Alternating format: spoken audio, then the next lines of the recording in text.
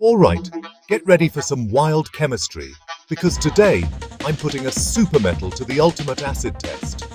Now, most of us know that acids can eat through a lot of things. Drop a penny in some hydrochloric acid, gone. Aluminum foil, bubbled away in seconds. But what if I told you there's a metal that just laughs in the face of acid? Yeah, I'm talking about tantalum. Tantalum isn't your average metal. It's rare, shiny, and almost impossible to melt. Its melting point is a whopping 3,117 degrees Celsius. But today, I want to see if it can survive the absolute nastiest acids you can throw at it. First up, hydrochloric acid. I drop in a tantalum strip. Nothing. Not a bubble, not a hiss.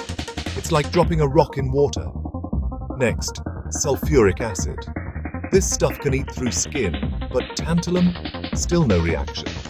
Alright, how about something even more hardcore?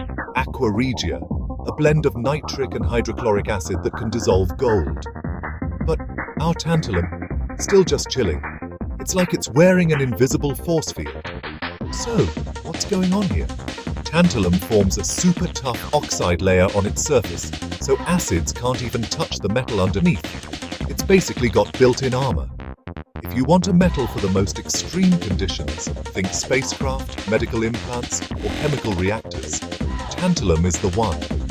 Forget melting or dissolving, it just shrugs everything off. So, can anything melt this metal? Sure, if you crank up the heat to the temperature of flowing lava, but acids, not a chance. Science: 1, acids, 0.